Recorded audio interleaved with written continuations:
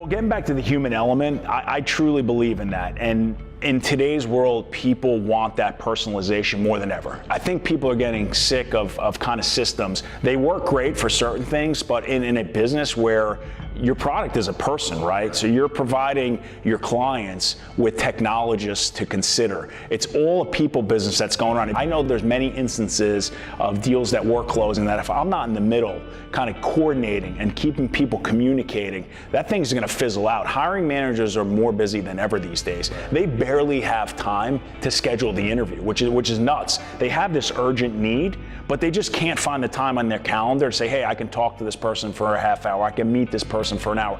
The system doesn't do that for you, in my eyes. You need that human element to just keep the momentum going on both sides. The candidate, in my field, you have a candidate who's just in demand. So there's so many companies, so many recruiters that are going after that person. It takes a human to really keep their interest in your opportunity. A system's not going to accomplish that for you. Right. And you told me a few stories about dealing with clients too. And you're a smaller company, you're probably competing with some big boys out there, right? Sure. It's to say, why are you winning those contracts with those, Sure. Some of those big clients? And it sounds like a lot of it's just that personal connection. Personalization is definitely, and I appreciate those opportunities where I'm going against and winning deals against the big boys. It's certainly a proud moment, right? But I think where a lot of other companies are lacking, the bigger companies, is they do miss out on that personalization. If you look at client lifetime value in your business too, like what this large client who may be hiring 100 people a year, Sure. There's some big technology companies even in this space.